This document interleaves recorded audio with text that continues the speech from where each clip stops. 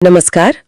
आज हम दो बिल्कुल अलग लेकिन काफी सुर्खियों में रहे विषयों पर बात करेंगे और देखेंगे कि जो स्रोत हमारे पास हैं वो क्या कहते हैं इनके बारे में। नमस्कार। तो पहला मामला है भारत के सबसे अमीर व्यक्ति की जो ताजा हैसियत है। फोर्ब्स इंडिया की 4 जुलाई 2025 की लिस्ट आई है और उसके हिसाब से मुकेश अंबानी फिर से टॉप पर है। लगभग $116 बिलियन की नेटवर्थ बताई गई है।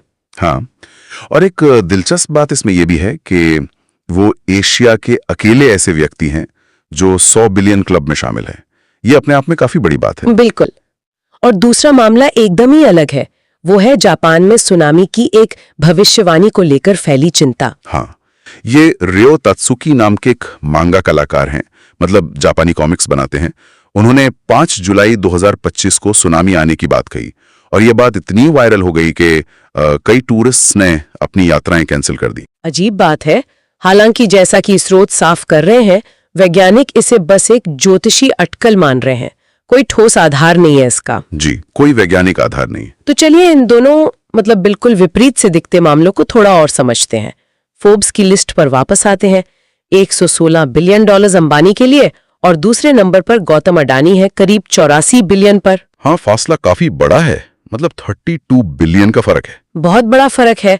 टॉप 5 में शिव नादर भी हैं 37 बिलियन, साइरस पूनावाला 34 बिलियन और लक्ष्मी मित्तल 28 बिलियन।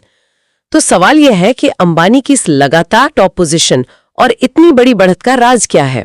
क्या ये सिर्फ उनके जो पुराने बिजनेस हैं जैसे पेट्रोकेमिकल्स या टेलीकॉम जियो, जियो सिर्फ उनकी वजह से है या कहानी कुछ और गहरी है जैसा स्रोत शायद बता रहे हैं? देखिए, स्रोतों को अगर देखें तो रिलायंस इंडस्ट्रीज का जो फैला हुआ कारोबार है, पेट्रोकेमिकल्स है, टेलीकॉम है, रिटेल है और अब तो ग्रीन एनर्जी भी है। ये जो डाइवर्सिफिकेशन है ये उनकी मजबूती का एक बड़ा कारण तो है ही।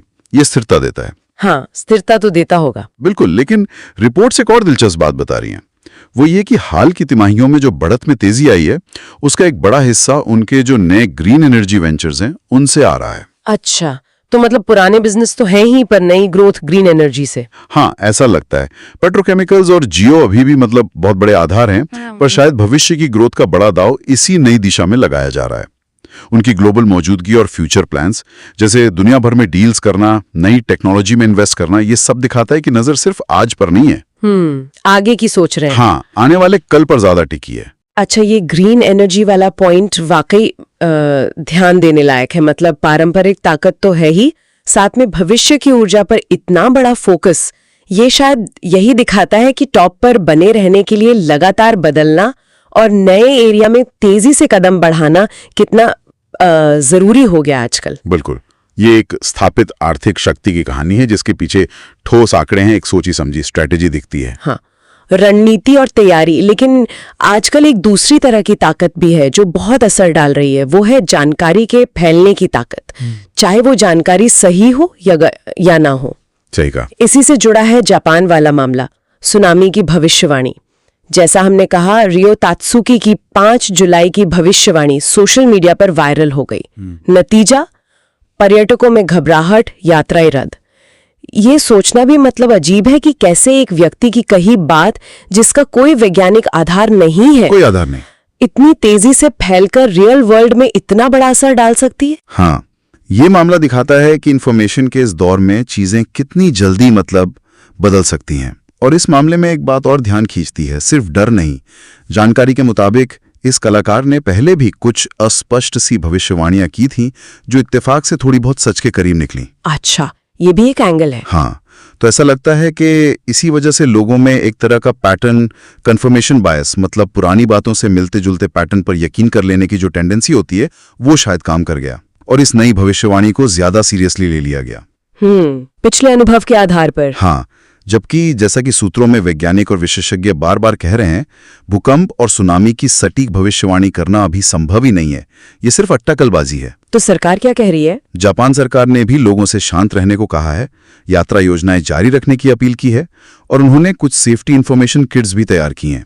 वैज्ञानिक तथ्य एक तरफ, सरकारी आश्वासन दूसरी तरफ और सोशल मीडिया पर फैली एक बात का असर बिल्कुल अलग। ये डिजिटल युग की एक अजीब सच्चाई है ना? बिल्कुल, यहाँ जानकारी का जो इम्पैक्ट है वो कई बार उसके सोर्स की प्रामाणिकता से ज्यादा तेज हो जाता है। और इसका सीधा असर पड़ा टूरिज्म इंडस्ट्री पर, लोगों की छुट्टियों की प्लानिंग पर। सब रुक गया। सही कहा। ये दिखाता है कि जानकारी, चाहे वो ठोस फाइनेंशियल आंकड़ों के रूप में हो या बिना आधार की कोई वायरल भविष्यवाणी, समाज पर और हमारे फैसलों पर कितना गहरा असर डाल सकती है। तो आज हमने स्रोतों के जरिए दो बिल्कुल अलग तरह की ताकतों को समझा। एक तरफ मुकेश अंबानी की अरबों डॉलर की स्थापित आर्थिक शक्ति है, जिसके पीछे बिजनेस डाइवर्सिफिकेशन है, फ्यूचर प्लान्स हैं। हाँ, एक कैलकुलेटेड अप्रोच है। और दूसरी तरफ जापान वाले मामले में एक वायरल भविष्यवाणी की भावनात्मक और व्यावहारिक असर डालने की ताकत, भले ही उसका कोई वैज्ञानिक आधार न हो। ये दोनों ही स्थितियां हमें इस बात पर सोचने को मजबूर करती हैं कि हम अलग-अलग तरह की सूचनाओं का मूल्यांकन आखिर करते कैसे हैं। मतलब चाहे वो फोर्ब्स की रैंकिंग हो या किसी की सनसनीखेज भविष्यवाणी। हमारे निर्णय और हमारी धारणाएं इन सूचनाओं से कैसे बनती बिगड़ते हैं। हाँ, किन चीजों पर हमारा भरोसा टिकता है? क्या वो ठोस दिखने वाले आंकड़े हैं या वो कहानियां जो हमारे डर या हमारी उम्मीदों से जुड़ जाती हैं? ये एक बड़ा सवाल है। वाकई। इसी दिलचस्प सवाल के साथ आज की ये गहन पड़ताल यहीं समाप्त करते हैं।